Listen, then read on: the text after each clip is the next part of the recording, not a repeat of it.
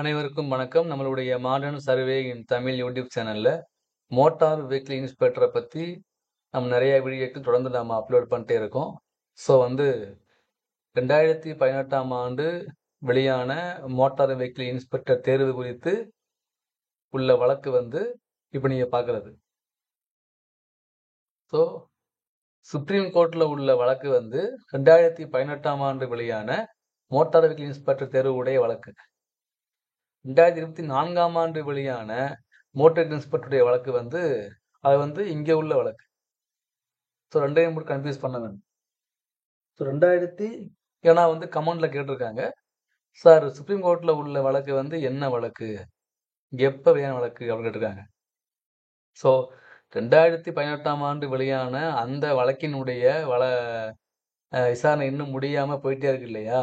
So அதனால் அதை விரைந்து முடிக்கணும்னு சொல்லி பிப்ரவரி மாதம் லாஸ்ட் வீக்கில் அங்கே ஒரு இது பண்ணாங்க, வழக்கை ஃபாஸ்ட்டாக மூவ் பண்ணணும்னு சொல்லி மூவ் பண்ணதுனால பிப்ரவரி 28 இந்த வழக்கு ஹியரிங் வந்துச்சு.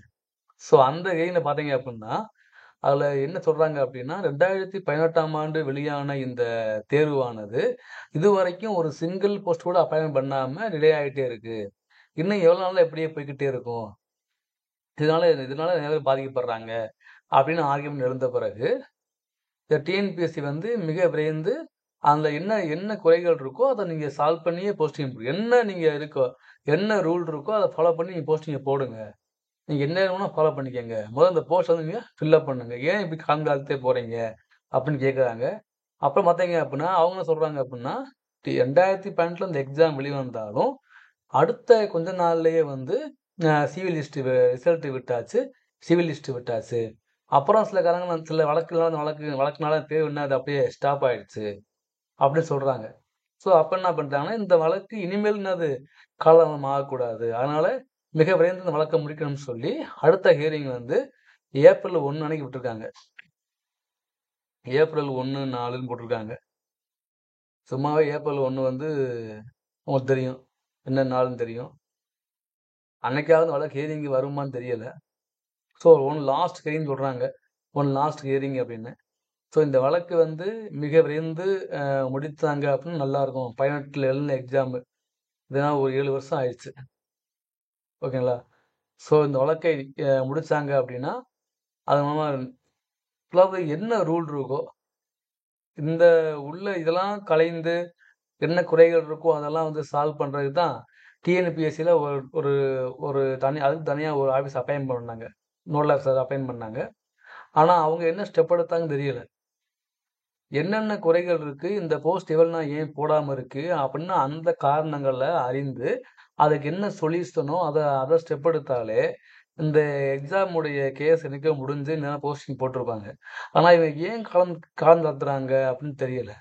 ஸோ ஏதோ எதுவாக இருக்கட்டுமே, என்ன காரணமாக இருக்கட்டும், ஒரு ஃபைனல் இது இல்லாமல் எதுவுமே இருக்காது இல்லையா? நம்ம எங்கே டால் பண்ணாலும் கண்டிப்பாக இடத்துல போய் நிற்காமல் இருக்காது. ஸோ அதே மாதிரி என்ன காரணமாக இருந்தாலும் அந்த காரணத்துக்கான சொல்யூஷன் என்ன, அந்த காரணத்துக்கு ஏன் வந்துச்சு அப்படின்னு அதை கேட்டு அதுதான் என்ன பண்ணாங்க டிஎன்பிஎஸ்சி என்ன பண்ணாங்கன்னா, டிஎன்பிஎஸ்சியில் இந்த நம்ம சென்னை கோர்ட் என்ன பண்ணாங்க, ஹைகோர்ட்டு இந்த வழக்கு வருமானம் போயிட்டே இருக்கு.